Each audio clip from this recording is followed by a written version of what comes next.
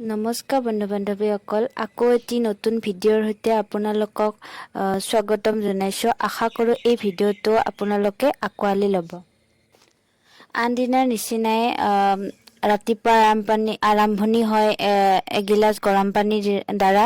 তাৰপিছত লাল চাহ খালোঁ আৰু লাল চাহৰ লগত বিস্কুট তেনেকৈ। তাৰপিছত মাৰ কিছুমান কামত সহায় কৰি গা ধুই গোসাঁই সেৱা কৰি ৰাতিপুৱাৰ ভাত খালোঁ। আজি ৰাতিপুৱাৰ ভাতৰ লগত একদম চিম্পুল আলু ভাজি আৰু পিঁয়াজ। আহি দুপৰীয়াৰ টাইম হ'ল। দুপৰীয়াৰ টাইমত ভাত খালোঁ। আজি ভাতৰ লগত আছে কণীৰ দম, দুখনমান ভাজি, শাক, বেচনেৰে মায়ে ৰঙালাও বনালে, তেনেদৰে খালোঁ। তাৰপিছত আবেলি হ'ল। আবেলি গাখীৰ দিয়া চাহৰ সৈতে খালোঁ পিঠা। এইটো ভাপত দিয়া পিঠা বুলি কয়। টেষ্টি হৈছে খাব। তাৰপিছত অকণমান পিছত চাওমিনৰ জুতি ল'লোঁ। তেনেকৈ ৰাতি হ'ল। ৰাতি ভাত খালোঁ।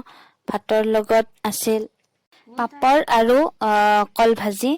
এনেদৰে ৰাতিৰ সাজ খাই আটায়ে শুলোঁ।